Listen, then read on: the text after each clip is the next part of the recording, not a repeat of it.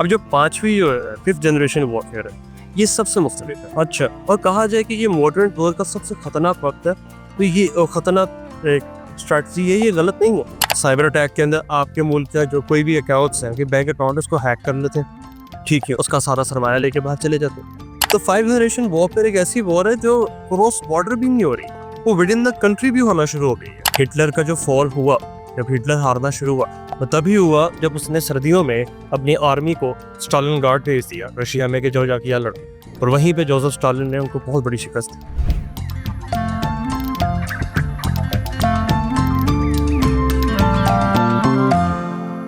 अस्सलाम वालेकुम नाज़रीन, मैं हूं कामरान रसीद पटाल अपने प्रोग्राम मीट द माइंड्स के साथ। नाज़रीन, आजकल पाक भारत कशीकी की हद के हवाले से एक जंग का माहौल बना हुआ है।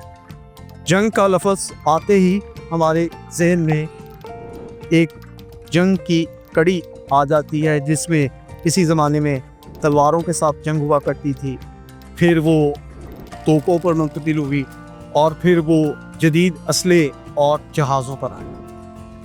लेकिन वक्त के तब्दील होने के साथ साथ रुझानात भी बदलते हैं। दफ़ाई लिहाज से नई चीज़ें आई। आजकल की जो जंग है वो कन्वेंशनल तो है, लेकिन नॉन कन्वेंशनल जंग भी चल रही है। और ये कहना बेजाना होगा कि नॉन कन्वेंशनल वार, जिसमें टेक्नोलॉजी का इस्तेमाल करते हुए इकोनॉमी को जो है निशाना बनाया जाता है, जिसमें हमारी जो है मालूमात को निशाना बनाया जाता है, मिस इन्फॉर्मेशन और डिस इन्फॉर्मेशन फैलाई जाती है, ये वो जंग है, और जिसे हम इंफॉर्मेशन वारफेयर भी कहते हैं। इस इंफॉर्मेशनल वारफेयर के हवाले से बहुत से सवाल उठते हैं, और इन सवालात के जवाब हासिल करने के लिए आज के हमारे मेहमान एक नौजवान सहाफ़ी हैं, कॉलमिस्ट हैं और एनालिस्ट हैं, और वो हैं हमजा चौधरी साहब। आइए चलते हैं और उनसे मुलाकात करते हैं। जी, अस्सलाम वालेकुम हमजा चौधरी साहब। वालेकुम अस्सलाम खान साहब। आपका बहुत शुक्रिया कि आपने अपने कीमती वक्त में से वक्त निकाला। आपका भी बहुत शुक्रिया कि आपने मुझे बुलाया और इस इम्पोर्टेंट टॉपिक पे बात करने का मौका दिया। अच्छा, चूँकि हम आजकल का जो एक माहौल बना हुआ है, उस माहौल के तहत पाकिस्तान में जो है वो जंग का दौरा है। जंग अभी शुरू तो नहीं हुई, लेकिन ये है कि एक जंग वो हो रही जो बज़ाहिर नज़र नहीं आ रही, तो उसको मोस्टली इंफॉर्मेशनल वारफेयर के हवाले से जानते हैं। तो आप इसको कैसे एलेबरेट करेंगे कि आम जो है वो नाज़र या आम भी वो समझ सके कि ये वार क्या होती है और मेन वार के ऊपर इसका असर क्या होता है? देखें जी, 5th जनरेशन वॉरफेयर को समझने के लिए पहले हमें जो पहले के वॉर्स थी उनको देखना पड़ेगा। 1st जनरेशन वॉरफेयर क्या था? तलवारों की जंग, मस्केट्स की जंग, यानी कि जो hand to hand from back होता था, जो बिल्कुल साथ साथ होता। फिर 2nd जनरेशन वॉरफेयर में आ जाए, जो वर्ल्ड वॉर 2, उसमें आपके पास गन्स आ गई, आपके पास आर्टिलरी आ गई, मशीनरी आ गई। तीसरी अगर आप ले लें, उसमें आपका 2nd वर्ल्ड वॉर आ गई। उसमें क्या डिफरेंस था? टैंक्स आ गए थे, उसमें एयरक्राफ्ट्स आ गए थे, जेट्स आ गए थे। चौथी ले लें, टेररिज्म कहते हैं जिसको, वह जंग थी। दूसरे मुल्कों में अपने बंदे तैयार करके भेजना कि जी हम जंग कर रहे हैं, एक स्पेशल ग्रोह को ऑर्गेनाइज फैमिलीज। अब जो 5th जनरेशन वॉरफेयर है ये सबसे मुख्तलिफ है। अच्छा, और कहा जाए कि ये मॉडर्न दौर का सबसे खतरनाक वक्त है, तो ये खतरनाक स्ट्रैटेजी है, ये गलत नहीं है। क्यों? 5th जनरेशन वॉरफेयर बेसिकली सिर्फ एक इंफॉर्मेशनल वॉरफेयर नहीं है, वो इसका एक कॉम्पोनेंट है। इसके अंदर साइबर अटैक्स आते हैं, हैकिंग आती है, और इंफॉर्मेशन वॉरफेयर आता है। साइबर अटैक के अंदर आपके मुल्क का जो कोई भी अकाउंट्स हैं, कि बैंक अकाउंट उसको हैक कर लेते हैं, ठीक है, उसका सारा सरमाया लेके बाहर चले जाते हैं। बहुत दफ़ा हुआ है ऐसे, बड़े बड़े ममालिक के साथ हुआ है, उनके बाकायदा जो सेंट्रल बैंक्स हैं उनमें हैकिंग्स हुई, उसमें ऐसे वाक़े रूनुमा आए। अब अगर आज के टॉपिक पर बात करें, हमारा है इंफॉर्मेशनल वॉरफेयर। वो मौजूदा दौर की सबसे ख़तरनाक सूरत इख्तियार कर चुका है। हर इंसान के पास फ़ोन है, बेशक वो छोटा बच्चा हो उसके पास टैबलेट होता है, लेकिन वो होता 4 साल 5 साल का बच्चा हो, कंटेंट तो उसके सामने आना ही आना है। जी, बेशक हो कि 55 या 60 साल का भी बुजुर्ग हो, या इससे भी ऊपर का, क्योंकि ज़हरी बात है अपना कंटेंट देखना है। किस दौर के अंदर आपके सामने एक जो रिजीम बना के एक प्लानिंग के साथ चीज़ चलाई जाती है कि जी हमने दूसरे मुल्क को बिलिटल करना है, हमने उनकी बेइज्जती करनी, हमने अपने मुल्क की तारीफ़ करनी है, हमने माइंड वॉश करना है अगलों का भी कि हमारा कंटेंट ऐसा है और ये लोग गलत है। और यही कंटेंट जब अगले मुल्क में देखा जाए तो वही मिस इन्फॉर्मेशन बनाता है। ठीक है, बाज़ औक़ात ये तो क्रॉस बॉर्डर की मैं बात कर रहा हूँ, अपने मुल्क के अंदर ही बेशक वो मजहबी पार्टीज़ हों या सियासी जमातें, उनके अंदर भी ये सिचुएशन होनी शुरू हो जाती है। तो 5 जनरेशन वॉर एक ऐसी वॉर है जो क्रॉस बॉर्डर भी नहीं हो रही, वो विद इन द कंट्री भी होना शुरू हो गई है। ठीक है, तो ये सिचुएशन है 5th जनरेशन वॉर। लेकिन शायद जो है वो आपको इस चीज़ का इल्म हो कि जब वर्ल्ड वार 1 और वर्ल्ड वार 2 हुई और तो उस वक़्त आपको इल्म होगा कि जो है रेडियो जो है वो बहुत ज़्यादा इस्तेमाल किया जर्मन्स ने भी और ब्रिटेन ने भी। और रेडियो इस्तेमाल करते हुए वो उन्होंने इस जो है ना उसे नॉन कन्वेंशनल वार कहेंगे, उन्होंने लोगों की ज़हन की आबियारी करने के लिए जो है ना वो जर्मन गाने चलाने शुरू कर दिए कि लोग वो गीत सुने, उसके बाद जो है वो अपना मैसेज उसके अंदर देना शुरू कर दिया। और इसी टैक्स को शायद आप इसको बखूबी जानते हो कि ऑल इंडिया रेडियो सर्विस, जब टेक्नोलॉजी, जब मीडिया इतना वास्ट नहीं था, रेडियो था, पाकिस्तान के क़याम के फ़ौरन बाद रेडियो पाकिस्तान वजूद में आया। जी बिल्कुल। और जब वो वजूद में आया तो रेडियो पाकिस्तान तो अपना काम कर रहा था, लेकिन ऑल इंडिया रेडियो सर्विस जो थी उसने अपना प्रोपेगेंडा को जो है ना जारी रखा और उसने भी उसी पैटर्न को अपनाते हुए जो है ना वो लेके चला। और फिर वो सुबह के वक्त मेरी पसंद के गीत चलाया करता था, 1.5-2 घंटे का प्रोग्राम, उसके अंदर वो एक हालत आसरा का प्रोग्राम रखता था। और जब वो प्रोग्राम रखता था तो असल मकसद उनका वो एजेंडा होता था कि पाकिस्तान के लोगों को गीत सुना के पाकिस्तान के ख़िलाफ़ मुतनफ़र कैसे करना है। तो मेरे ख़्याल में ये एक कनेक्टिविटी आज को अगर हम माजी के साथ में लाएं तो मेरा ये आगाज़ तब से हुआ। देखिए, अगर आप जंग-ए-अज़ीम 2 की बात करें, वर्ल्ड वॉर 2 की, मेरे ख्याल में उसमें मिस इन्फॉर्मेशन नहीं थी। ठीक है, अगर मिस इन्फॉर्मेशन वहाँ होती तो जर्मन्स कभी भी रशिया पे अटैक करते ही ना, ये जानते हुए कि वहाँ सर्दियाँ चल। हिटलर का जो फॉल हुआ, जब हिटलर हारना शुरू हुआ, तो तभी हुआ जब उसने सर्दियों में अपनी आर्मी को स्टालिनग्राड भेज दिया रशिया में कि जो जाके यहाँ लड़ो, और वहीं पे जोसेफ स्टालिन ने उनको बहुत बड़ी शिकस्त दी। ठीक है, अगर मिस इन्फॉर्मेशन स्प्रेड कर रही होती, देखिए मोटिवेशन अलग चीज़ है कि जी हम हमारे गीत सुने, हम अपनी कॉप को तैयार करेंगे, we are ready to fight. लेकिन मिस इन्फॉर्मेशन है कि अगलों को भी वर्गला रहे हैं, कि आप अगले भी कंफ्यूज हो रहे हैं कि यार ये क्या हो। अच्छा, बैटल ऑफ लंदन हुआ जब आपके ये फ्रांस में आके जर्मनी आ गया और यहाँ से वो लंदन में गए, एयरक्राफ्ट से वो सारे बैटल हुए थे, जेट के। उधर कोई मिस इन्फॉर्मेशन नहीं, वो बाकायदा वो मिस इन्फॉर्मेशन तो चले इस तरह होती ना कि अगर वो उनको लंदन में लगता है इंग्लैंड को, विंस्टन चर्चिल को, कि जी जर्मन अगले दिन आएंगे, वो इन दिन पहले आ जाते। ठीक है, इसमें मेरा नहीं ख्याल हम कह सकते कि जी यहाँ पर मिस इन्फॉर्मेशन थी। अच्छा, इन्फॉर्मेशन वहाँ पर क्लियर थी, यानी कि प्रेजेंट एरा के अंदर हम कह सकते हैं कि मिस इन्फॉर्मेशन का दौरा अब उसका आगाज़ हुआ। कि अब इसलिए आगाज़ हुआ है क्योंकि अब अगर मैं यहाँ बैठ के कहता हूँ कि कामराज साहब ये चीज़ ऐसे है, अगर मैं क्रेडिबल सोर्स हूँ, कामराज साहब कहते हैं हमज़ाद ने मुझे बात की है, नहीं बिल्कुल सही कह रहे होंगे, अब एक मिस इन्फॉर्मेशन की चेंज शुरू हो। ठीक है, उस वक्त ये हो नहीं सकता।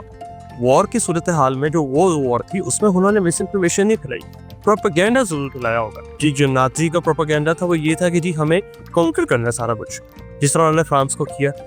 और हिस्ट्री भी कहती है कि उतने बड़े मुल्कों को कॉन्कर करने में कम से कम महीना लग जाता है, 7 दिनों उन्होंने पूरा कॉन्कर कर दिया, जिसको ब्लिट्ज़र कहते हैं। ठीक है, तो मिस इन्फॉर्मेशन ही उसको हम कहेंगे। जो मिस इन्फॉर्मेशन है उसका जो बुनियाद रखी है सबसे बड़ी, मेरा नहीं ख्याल वो रेडियो था, एक मैसेज ड्रिवन था रेडियो, वो बुनियाद है सोशल मीडिया।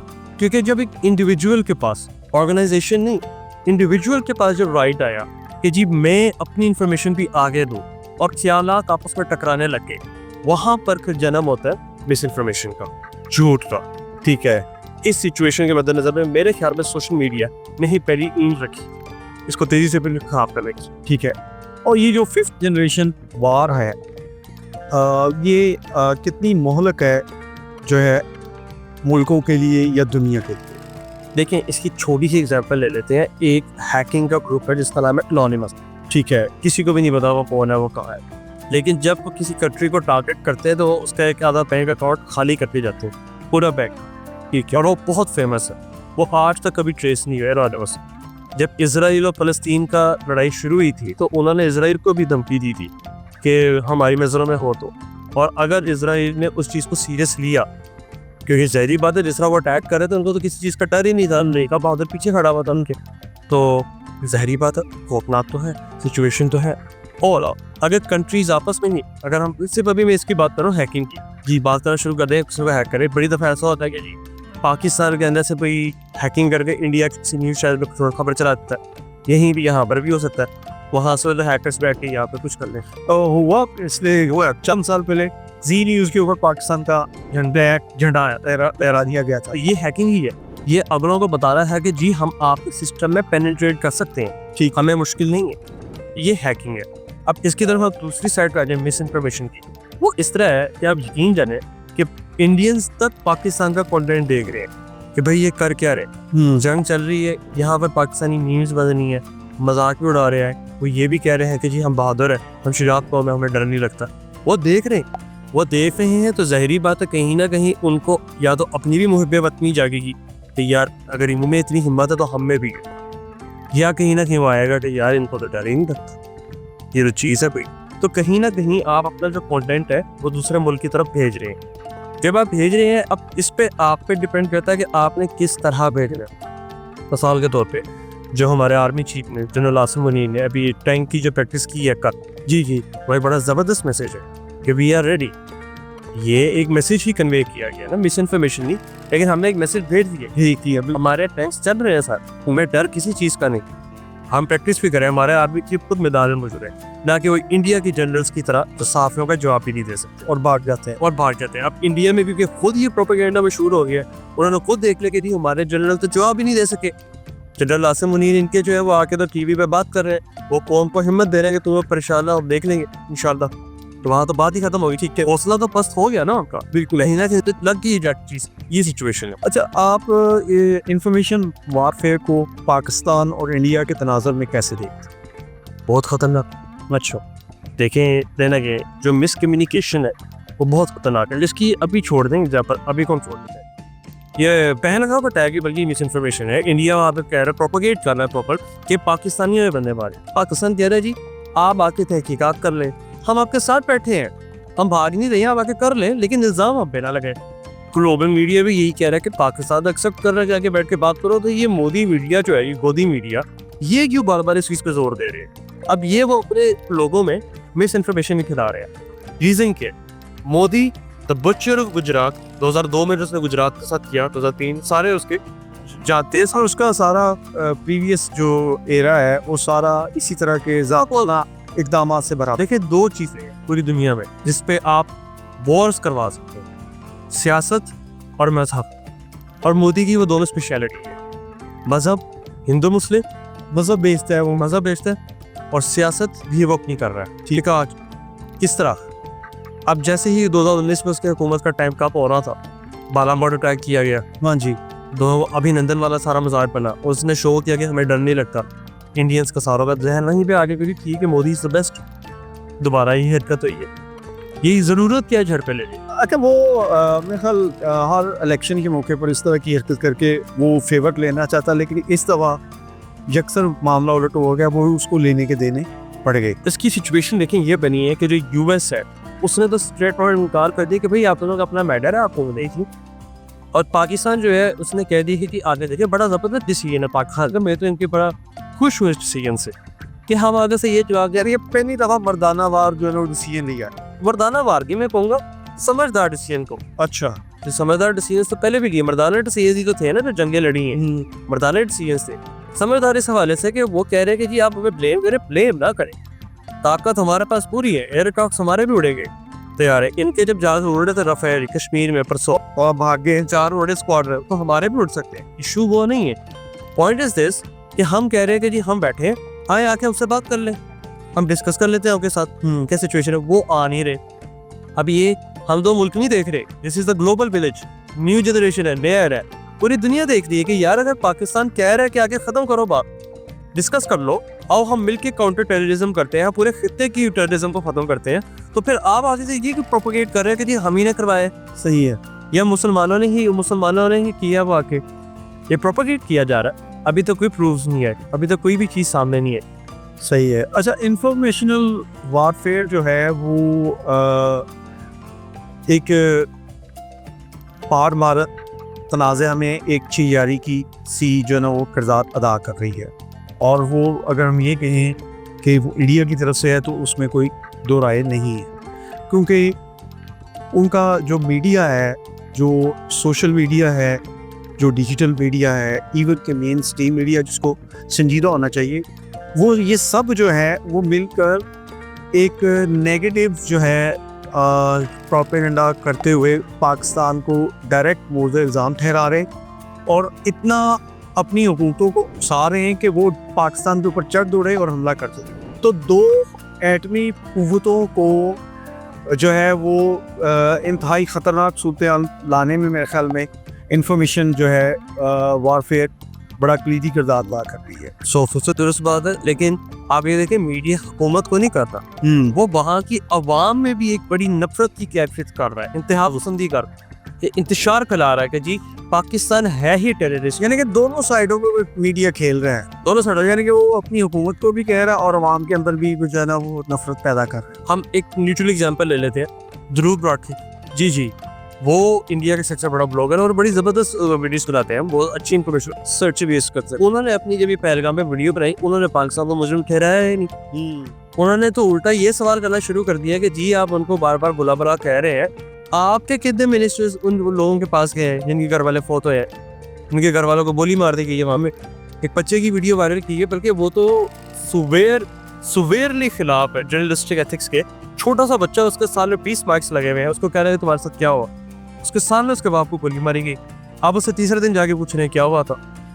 ये तो एक आपके सामने चीज़ है कि इंतहा पसंदी की हद है, ये वो अपनी आवाम को प्रोपोगेट कर रहे हैं कि जी पाकिस्तान है ही गलत। भाई क्यों गलत है? अगर खित्ते की हम प्रोस्पेरिटी चाहते हैं तो हम मिलकर काम कर सकते हैं। ठीक है, मोदी हुकूमत ने कभी भी टू नेशन थियरी को, दो कौमी नजरिए को माना ही नहीं। मोदी हुकूमत बल्कि कहने भारत ने ही नहीं माना, वो कहते थे ऐसा कुछ भी नहीं है। अगर ऐसा कुछ भी नहीं है तो 2003 में क्या हुआ?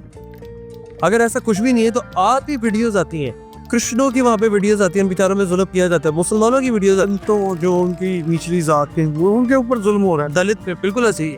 ये जो अपनी तरफ से क्लेम करते हैं कि जी India is a secular state, उनके कॉन्स्टिट्यूशन में लिखा हुआ है पहले 2 लाइनों में।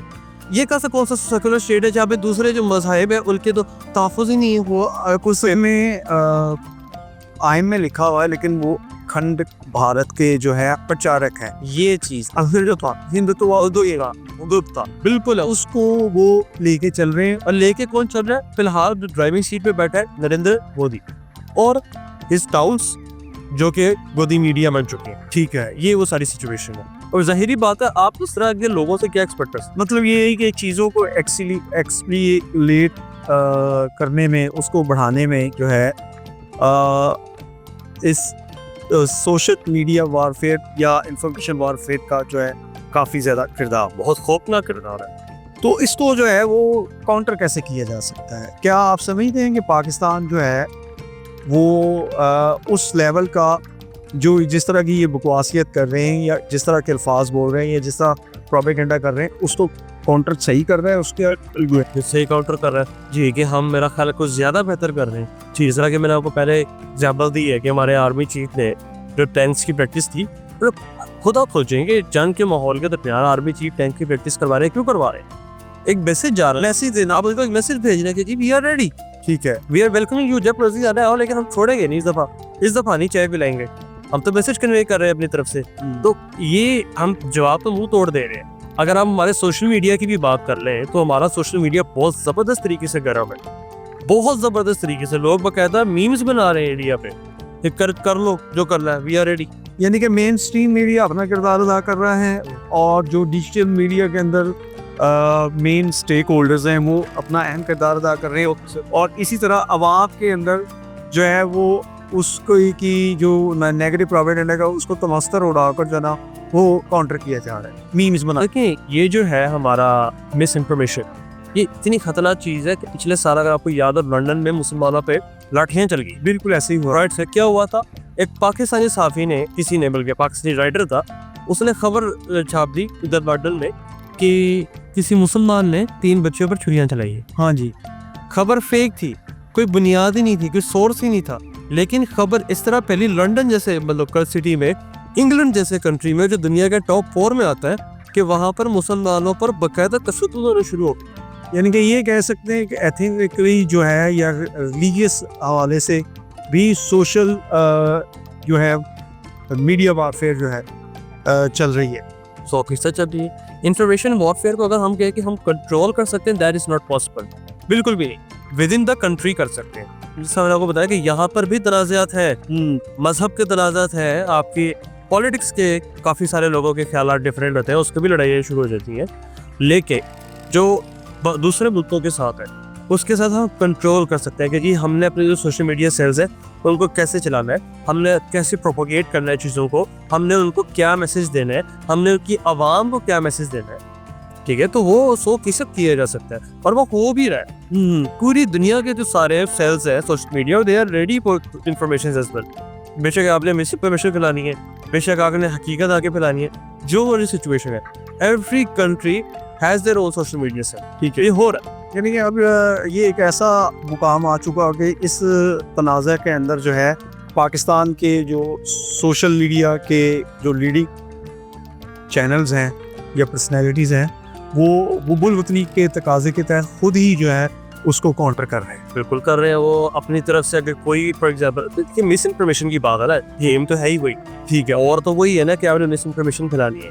उन्होंने क्या कहते हैं, अब इंडिया ने अगर एक बात की जाए कि जो चैनल्स बंद किए हैं, क्यों किए, 26-28 चैनल्स की जो लिस्ट आई है, क्योंकि वो सच बोल रहे थे, वो इनके बंदों में बातें इंस्टॉल कर रहे थे, क्योंकि तुम्हारे लोगों ने गलतियाँ की हैं, तुम्हारे लोग यूँ बातें कर रहे हैं, तुम लोग कह रहे हो हमने की है, हकीकत ये है। अब ज़ाहिरी बात है वहाँ का बंदा जब वो देखेगा वो कहेगा कि बात तो इनकी भी लॉजिकल है। अच्छा हमजा साहब, इसमें कुछ ऐसे चैनल भी हैं जो बंद हुए, उनसे ज़्यादा कई मिलियंस के अंदर अपने सब्सक्राइबर्स रखते हैं और वो भी पाकिस्तानी जो है ना उनको रन कर रहे हैं।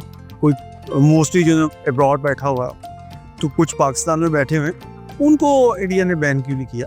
उनके बारे में तो देखें, एशियन चैनल्स का आप बात कर रहे हैं, मेरे को पता था आप ये सवाल करेंगे। उनके बारे में तो स्ट्रेट अप एक्यूजेशंस है कि शायद इनको रॉ और मोसाद भी फंडिंग कर रहे हैं। ठीक है, तो वहाँ तो बात ही खत्म हो गई।